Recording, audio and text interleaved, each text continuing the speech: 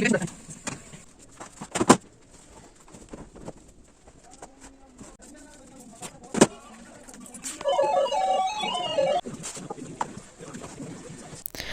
الله الرحمن الرحيم. اللهم صل على أشرف الخلق سيدنا محمد صلى الله عليه وسلم. يا صباح الورد ويا صباح الياسمين على اخواتي، صباحكم معطر بذكر ربنا سبحانه وتعالى، صباح السعادة وصباح الياسمين عليكم. ديت زي ما انتم شايفين كده، دي الحواج بتاعت الفراخ. لما بنجيب فراخ يعني ايه، بناخد اللي هي الأجنحة، بناخد الرقبة، بناخد قطع برضو منها كده مع الكبد، فبنعملهم صينية مع بعض. ساعة ما بيكونش عندي حاجة نيجي مطلعاهم وغسلاهم غسلة حلوة وكده بملح ليمون خل. هنعملها صينية في الفرن بوتاجاز، بجد روعة وأكلة يعني بص على جد الإيد، سهلة وبسيطة. فملك وقفة بتساعدني، ربنا يحفظ لكم أولادكم يا رب. بس فحطيت بصلاية كده حلوة، بهارات فراخ، بهارات اللي هي 7 بهارات مع بعض ماشي، أو بهارات فراخ برضو لوحدها كده تمام ماشي. ملح، فلفل، كمون، مكعب دجاج، ورق لورا، بجد بيبقى طعمها حلو. وبعدين أكلة بسيطة، يعني انت ما تكوني جايبة فرختين ولا حاجة، لم الحوايج بتاعتهم ما تخليهم ليوم تاني. ممكن تعملي صينية بطاطس عليهم، ممكن تعملي كم بطاطساية كده عليهم، فرن البوتاجاز كله. جيت حطيت برضو عليها طماطم. الحمد لله، نعمة وفضل من ربنا، أكلة بسيطة بصم حلوة خالص، وفي نفس الوقت يعني يعني عملت معاكي برضو في الميزانية، عملت معاكي يومين مثلا. مالك بنتي وتقول هي حلوة خالص يا ماما، عشان يعني ايه مساعداني فيها. هندخلها بقى في فرن بوتاجاز وهنسيبها ايه اول ما ناخد الكبد. الكبدة برضو كنت واخداها هنعمل بها رز، حطيتها ايه زي ما انتم شايفين كده في الفرن من تحت، فرن البوتاجاز. وبعد كده ايه اما تنشف خالص هنطلعها على الشوايه. خدت بصلية حلوة كده. هنعمل رز بكبدة تمام، بجد طعمه حلو خالص. زي ما قلت لكم انا لما حواجي الفراخ واخداها بنعملها، يعني اعتبر بنعملها يوم بتعدي من الميزانية. حطيت فلفل اخضر، بصلايه حلوه كده.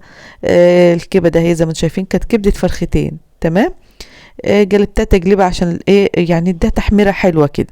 وبعد كده بقى ايه غسله الرز، بس بعد ما نحط برضو بهارات زي ما عملت برضو في الاكله التانية.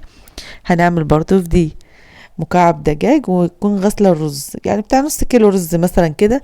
بيعمل لي حله مليانه، عشان الرز مع الاكل تحس كده بيعمل سبحان الله بينفش تقريبا ولا ايه مش عارفه، بس بيعمل حله مليانه. نص كيلو بيعمل لي حله حلوه يعني. جلبتها تجلبه حلوه، يعني ملك اللي كانت واقفه بتساعدني. يا ماما عايزه نتعلم، قلت لها تعالي بناخدها كل ما بنيجي نخش المطبخ بناخدها معايا. مره تتعلم، مره تبص في دي، مره تبص في دي، عشان العيل لما يكبر يبقى عارف هو بيعمل ايه، او عيل لما تكبر ربنا يحفظ لكم اولادكم يا رب. جلبتها بقى بملح وحطيتها ايه زي ما انتم شايفين. بنعمل ليه الاكل كده، بص عندك اولادك اغريهم الاصفارات الاحمرات الحاجات اللي بتعملها. اعملي رسمه بطه، رسمه مش عارفه فرخه يعني كده، بص العيال الصغيره بالذات، الكتاكيت الصغيره بالذات. بس هو جيت بقى ايه بصوا عامله ازاي، والله حلوه خالص وكان طعمها حلو. وفي نفس الوقت اكله انت عاملاها كده يعني ايه. حاجات بواجي بتاعت فراخ معاكي. ايه رايكم؟ اهي اختراع بس حلو والله العظيم، بجد طعمها حلو خالص. كده قلت ايه نعمل ايه اكل النهارده، طب يا رب نعمل ايه. قلت طب خلاص انا عندي اللي هي الحواجز دي هنمسكها نعملها، والله وطلعت حلو. والكبد بصوا وجربوها برضو بالرز بتبقى طعمها حلو كده. خلصت بقى وكلنا انا وملك، هنخش بقى ايه. عايزه نقول لكم زي ما انتم شايفين ايه الكارثه اللي عندي دي. ايه اللي حصل في الشقه عندي ده. بصوا مصلى على سيدنا محمد صلى الله عليه وسلم. كان عندي دولاب ملك وياسين، كل يوم الحاجة في الزيادة، بصوا كل يوم الحاجة في الزيادة. فكنت عايزة نضربه لون، عايزة يعني ايه ندهنه دهان عادي يعني. فكنت الأول كل ما نيجي نعمله نقول خليها بكرة، الحاجة ترخص خليها بعد، ده لقيت الحاجة بتغلى، فقلت لا ده أنا نلحق باجي نعمله قبل ايه ما الحاجة الأسعار ترتفع أكتر من كده يعني. زي ما انتوا شايفين ده كان دولاب أصلا كان بتاعي أنا، كان بتاع الأوضة بتاعتي في الأول. بس بصوا بقى من جوه عامل ازاي، فينتينه بقى كله ابيض. هنشيل بقى الحتت دي كلها، وهيخليهولي ايه، هيخليهولي كله يعني ساده كده، مش هيبقى فيه الرسومات دي. فطبعا هاخده زي ما انتم شايفين كان تحته بقى بصوا عامل ازاي. عشان ما كنتش بنعرف ننجله من مكانه. فابتديت بقى ان انا ايه قلت خلاص الشتا كده كده ايه. العيال بتبقى قاعده في البيت، انا هناخد ضلفه عندي هنحط لهم فيها حاجتهم، قبل ما يعملهولي مسكت بقى كنست سيكت. يعني قال ان شاء الله نستلمه خلال 20 يوم. طب يا عم يديك يرضيك، طب خلاها جاب لي كده شويه، قال لي سيبها على الله وربنا ييسر الحال، فقلت خلاص كله على الله سبحانه وتعالى. بس مسكتها بقى ايه، كنستها سيكتها. عايزه نقول لكل اخت بصي، قولي الحمد لله. من الواحد بيبص اليومين ده هم زياده الاسعار، معلش قولي الحمد لله، الله المستعان في كل شيء. بس مفيش حاجه بايد الانسان، يعني بالنسبه للاسعار اللي ولعت نوبه واحده دي، مفيش حاجه بايد الانسان، كله بتاع ربنا سبحانه وتعالى. يعني الواحد شايل نفسك حمل فوق حملك، لا اتبع لعيالك واتبع لبيتك، وربنا اللي بيسر الحال زي ما تيجي تيجي. قولي يا رب الحمد لله على كل شيء. وعايزه نقول لكل اخت حاولي ما تضغطيش برضو الانسان اللي معاكي. يعني بصوا كمروه راضيه والله، لو عيش وملح راضيه بيه. اهم حاجه الواحد بيقول يا رب الحمد لله، اليوم بعدي بصحه وبستر وبسلام، قول الحمد لله. انت في بيتك بقى، ما يبقاش مثلا جوزك يبقى كذا وعايزه، لا انت على قد ما تقدري مشي ميزانيه بيتك. مره اعملي فول، مره اعملي فرخايه، مره هنعمل عدس، مره هنعمل بيض، مره نعمل شكشوكه، مره نعمل بطاطس مكرونه، مره نعمل مثلا مع بيض مسلوق. يعني اخترعي بقى انت في بيتك بقى، مش ميزانيتك صح. حبة طماطم هاتيهم اعملوه في الفريزر، فرزي طماطم. بطاطس برضو اسلوجي وحمري منها، جبنه لانشون. يعني انت بقى انت بطريقتك بقى تمشي بيتك. والله مش لازم فراخ ولحمه، اهم حاجه بس تكون ان انت ساتره بيتك، يكون ساتر ربنا في بيتك، والحمد لله نعم وفضل يا رب. فعلى قد ما تقدري ما تزهقيش نفسك من المصاريف والحال، وقولي الحمد لله، واعملي اللي عليكي، اعملي اللي عليك وقصاد ربنا سبحانه وتعالى. وبصي انت بايديكي تخلي بيتك مملكه والله العظيم، وباقل حاجه، اقل حاجه ترضي البني ادم. بصي هتبقي نفسيا مرتاح. يعني بيتك بصحتك باولادك بالشخص اللي معاكي باهلك في صحه وسلام، قولي الحمد لله. وبكره ان شاء الله ربنا يعدلها، ويا رب يجعل ايام اولادنا احسن من ايامنا يا رب، اللهم امين. فعشان كده يعني ايه لكل اخت برضو، خليك راقبة على نفسك في معاملتك مع جوزك، عشان اليومين ده هم الواحد بيشوف حاجات كتير. خلي بالك من عيالك برضو، خلي بالك من عيالك كده، وما تسيبهمش قاعدين على التليفون، لا اكلي وشربي وزغطي عيالك زي ما كن.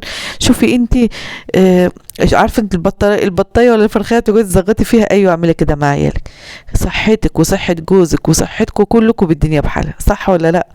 ليه بنقول جوزك؟ عشان الراجل شقيان، بيبقى طول النهار غير الست في البيت، بيبقى عليه عبء كبير في الوقت اللي احنا فيه. عليه بصي، يعني خلي بيتك ده اقلبيه الجنه. يخش من بره مثلا كده، شوفي موظف ماشي، شوفي يعني بصي فاهمين عايزه نقولك ايه، او فاهمين عايزه نقولكوا ايه؟ بلاش النجار، بلاش العيال، بلاش كذا وبلاش كذا، اقلبي بيتك لجنه كده. بص بأقل حاجة وفري كده ميزانية بيتك، اعرفي تجيبي زي ما بقولك كده دلوقتي، هاتي وهاتي وهاتي، وحاجات على قد ايدك، مش لازم تجيبي حاجات كتير يعني. ميزانية البيت والله يا مروة خربانة، ان شاء الله ربنا يعدل. قولي يا رب وانت وجوزك ايديكوا في ايد بعض، وسندوا بعد ربنا سبحانه وتعالى، المركب هيتمشي زي ما بيقول. فاهميني ازاي؟ فربنا يصلح الحال يا رب، ويجعل ايام اولادنا احسن من ايامنا يا رب يا كريم. بدأت بقى الصلاة زي ما انتم شايفين، دخلت على الأوضة، دخلت على الصالة، دخلت على المطبخ، كله الحمد لله والله ما خد أي وقت. إلا من ورا لكم ده أنا كاتبة الصلاة ورا كده طبعاه وكاتبة عليه الصلاة. فمش أنا اللي كاتباه يا رب، كمان ده هو جوزي اللي كان أبو ياسين اللي كان عامله. عايزه نلزقه بقى عشان العيال ما يضيعوش مني. والله العظيم الواحد بيشوف الوقت اللي احنا فيه ايه اللي حصل في الدنيا، ربنا يعافينا ويعفى عننا. فعشان كده بنقول لك زغطي عيالك وخديهم تحت ايدك، عارفه صاحبيهم. الواحد كان بيسيبهم براحتهم والكلام ده والتليفونات، لكن دلوقتي لا، الوقت اللي احنا فيه ده الام لازم تبقى قاعده واخده بالها بيعملوا ايه بيخلوا ايه، لان التيك توك والحاجات ديت ومش عارفه حتى اليوتيوب في حاجات. يعني خلي بالك على قد ما تقدري، البنت صاحبيها، البنت صاحبيها، ابنك صاحبيه برضو، عارفه مين صحابه مين، حتى عارفين السن الصغير ده. ما تسيبيهوش التليفون وتقعدي انت، لا لازم تخلي عينيك في وسط راسك على عيالك، لان بصوا يكفينا الشر يا رب اللي بيحصل اليومين دول. يخلي الانسان يعرف عياله مين صحابه، مين بيكلموا مين مش عارف. خلي بالك على قد ما تقدري. فانا بنعمل كل ده ونيجي طافيه النور وناخد عيالي بالليل بقى، نقعد مع ملك ونقعد مع ياسين، نشوف ياسين بيعمل ايه، نبص على تليفونه برضه. إيه بس مش لازم نقول لهم بص على تليفونك، لا ايه ده ما توريني، نخش من عندك كده، انا عندي الموبايل فاصل، انا عندي مش عارف الشاحن ايه، ونشوف برضه هو بيعمل ايه وكده. ملك قاعده بالليل كده ناخدها نصاحبها، نطفي النور ونقعد انا وهي نعمل كوبايه كاكاو، إيه سحب حاجه ونقعد على الكمبيوتر، نقول لها الله انا عايزه نعرف اسم سيدنا محمد صلى الله عليه وسلم بالكامل، انا عايزه يا ملك نعرف مش عارفه ايه، عشان هي يعني تبقى واخده ان هي ايه، اه ده ماما بتحب الحاجه دي، وهي بص ما بتستحملش عليها الهوا، فبنحاول نحببها في الحاجه دي، عشان الحاجه دي اللي باقيه للعيال، ديننا واسلامنا اللي باقي. والله العظيم الواحد بيقول يا رب استرها على اولادنا اولاد المسلمين يا رب، من كتر ما بنشوف على الفيسبوك، ومن كتر ما بنشوف في الشارع، من كتر ما بنشوف هنا وهنا، اللهم عافينا يا رب، اللهم عافينا واعف عننا يا رب.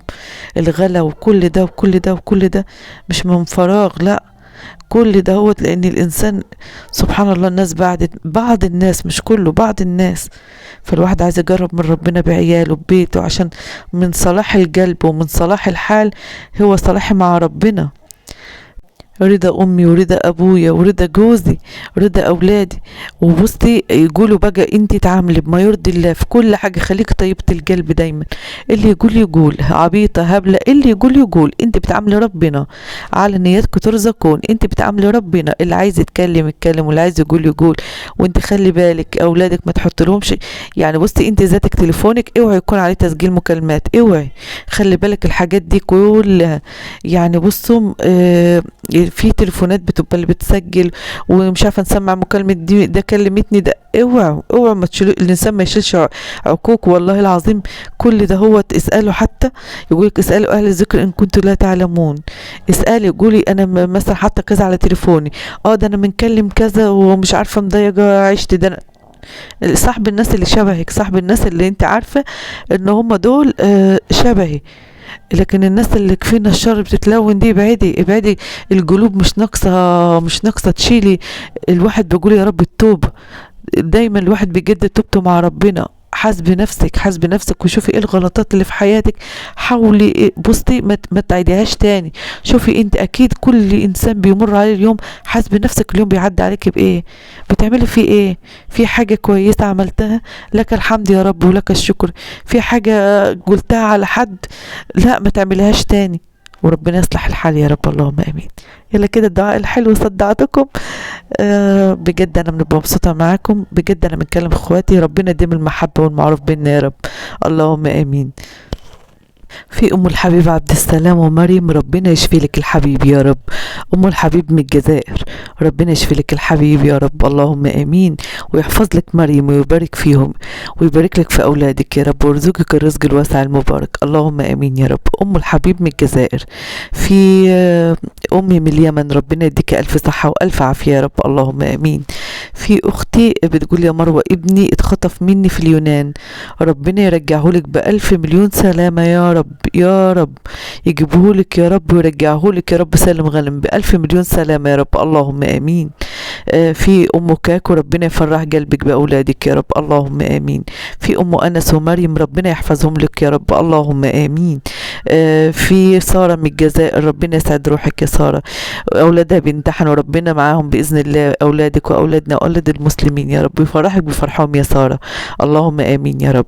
في دينا من مصر، ربنا يوعدك بابن الحلال يهنيك ويريح بالك يا دينا اللهم امين يا رب. في فله من الجزائر، ربنا يسعدك يا فله ويرزقك بالزوج الصالح يا رب انت ودينا اللهم امين يا رب.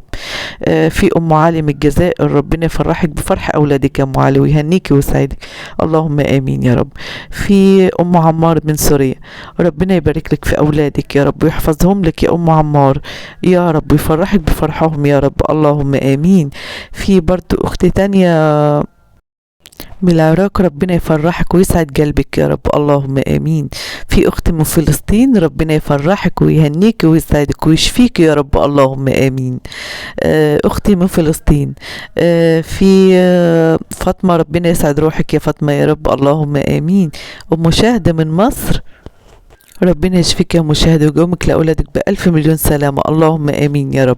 في أم حمادة من سوهاج، ربنا يشفي لك ابنك يا رب ويفرحك بحمادة وبإخواته اللهم آمين يا رب، ويشفي لك يوسف يا رب اللهم آمين. في برضه ام احمد من السعوديه، ربنا يفرحك بفرح اولادك يا رب اللهم امين. ام راشد من الامارات، ربنا يفرحك براشد وباخواته يا رب اللهم امين. ام هنا من مصر، ربنا يفرحك بهنا يا رب اللهم امين يا رب العالمين. اخواتي اهل الجزائر، ام ادريس ربنا يفرحك بادريس وباخواته يا رب اللهم امين. ام صلاح من المغرب، ربنا يفرحك بصلاح باخواته يا رب اللهم امين يا رب العالمين. اختي ام محمد من البحرين، ربنا يفرحك باولادك يا ام محمد ويهنيك ويسعدك يا رب اللهم امين. شيخة من الكويت، ربنا يسعد روحك يا شيخة اللهم امين يا رب العالمين.